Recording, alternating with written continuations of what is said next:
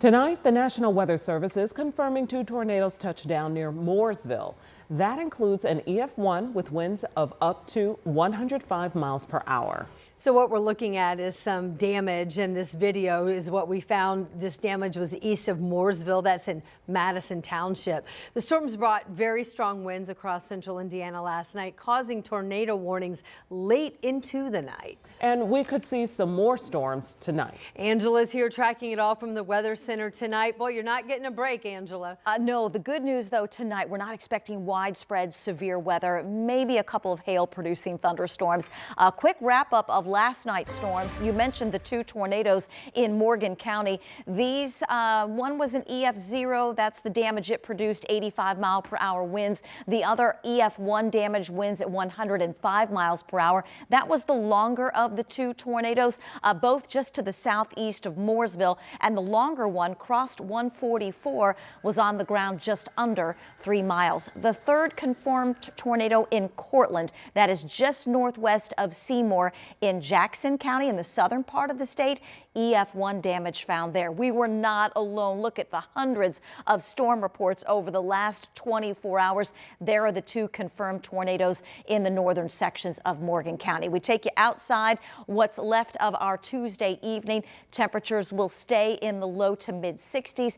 Increased cloud cover, increased rain chance, and that rain will start to move in later this evening. You can see it pushing now just north of St. Louis. We'll have some rain, some rumbles of thunder, maybe some small hail, but the best threat of severe weather, that greatest threat, is down to our southwest tonight. We'll talk more about the timeline in a few minutes. All right, Angela, we'll check back. In the meantime, people in the Greenwood area tonight, south of Indianapolis, spent the day cleaning up.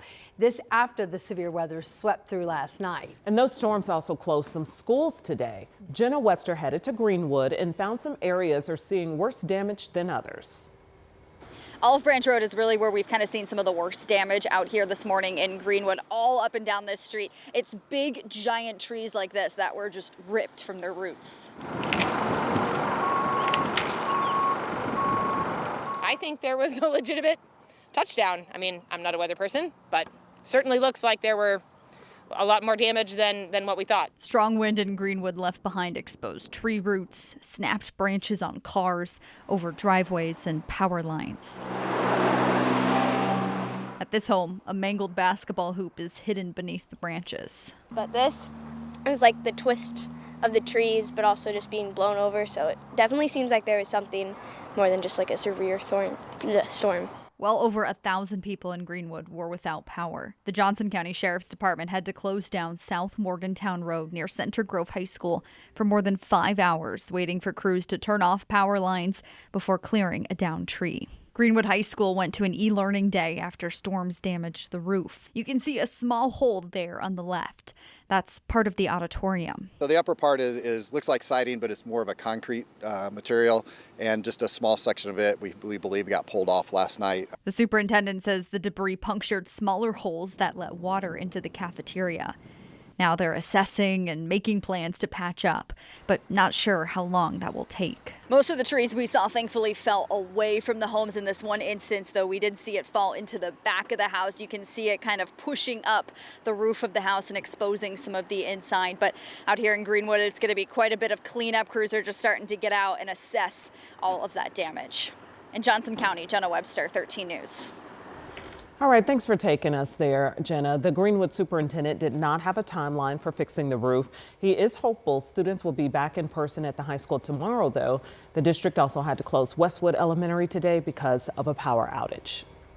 Now, when we see severe weather like we did last night, this is when you want to stream our new Live Local radar. It is up 24/7. You can watch as the storms roll in, specifically in your area, and it's on anytime around the clock. You could check the forecast whenever you want. Stream now on WTHR Plus. It is free. Attorneys for the man convicted in the Delphi murders now are working and making a move to appeal, and they want to do that in person. In a new motion filed today, Richard Allen's team moved for oral arguments, essentially making their appeal in person to the panel of judges. Allen was convicted in 2024 for the murders of Abby Williams and Libby German. His attorneys argue they weren't able to show evidence that could have proven his innocence. They've also responded to the state's brief, moving to block the appeal, saying the state did not prove what it needed to.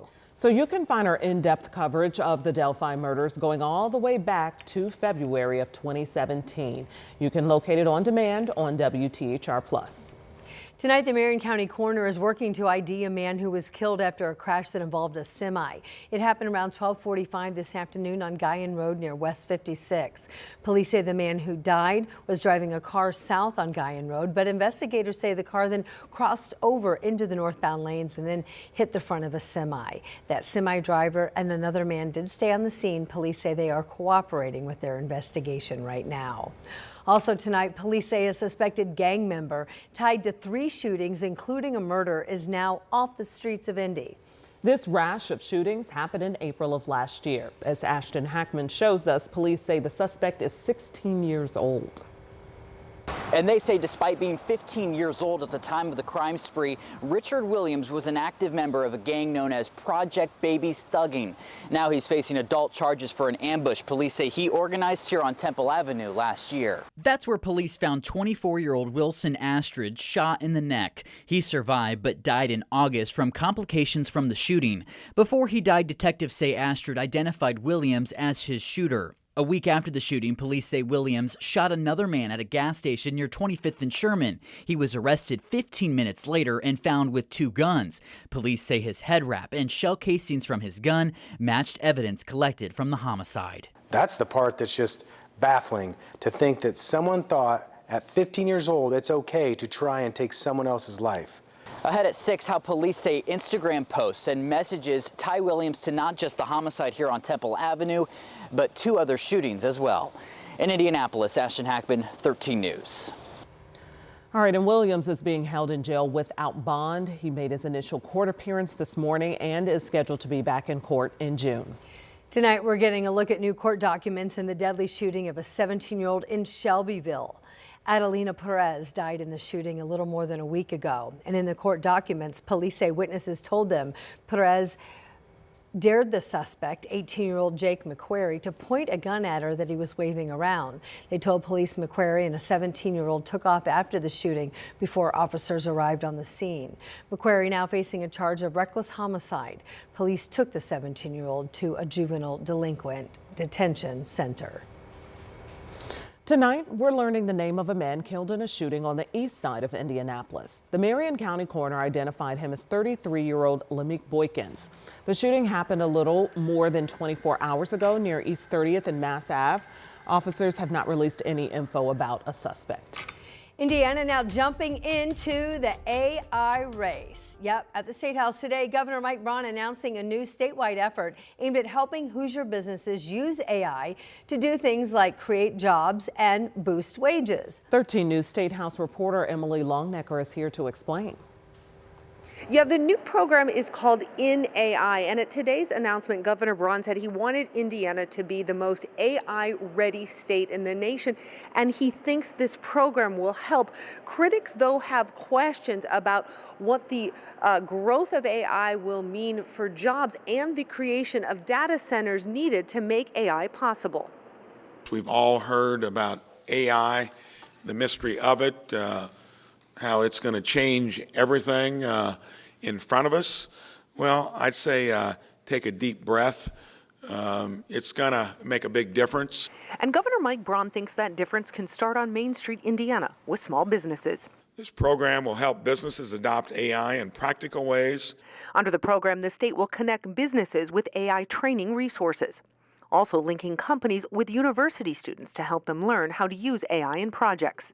One manufacturing company in Jasper has already worked with IU students using AI to analyze thousands of documents and drawings to help with the commercial furniture they make. It frees people up to work on a lot more important things, things that really move the needle. The state hopes to reach 1 million Hoosier employees with the program and engage thousands of employers across the state. It's launched a website and is planning outreach efforts through roadshows and virtual sessions. We need to take a deep look at this. Democratic State Representative Ed Delaney says he has concerns about where AI is headed. He co-sponsored legislation calling for a study of the potential impacts of AI and the data centers needed to power it. We've got to say, How much electricity and water is going to be devoted to the data centers to create the artificial intelligence, and what's it going to do to jobs? The Indiana AFL-CIO issued a statement also expressing concern about AI's impact on jobs. It said in part, quote, "The decisions and considerations we take up now will shape our economy for decades to come. Working people in Indiana deserve a seat at the table here, and we demand common sense guardrails on AI." The governor says the new program is about supporting AI integration that's human-centered. And when asked how these AI workshops would be funded, whether through the state or grants, Governor Braun said it would depend on how Indiana was doing through economic development. At the Indiana State House, Emily Longnecker, 13 News. The Indianapolis Department of Public Works is now working on streets all across the city, and tonight we're getting an update on the strip patching project that's on East Street from Troy to Southern Avenue. The crews are removing and replacing the most damaged sections of the street right now. That helps them add several more years of life to streets in that area.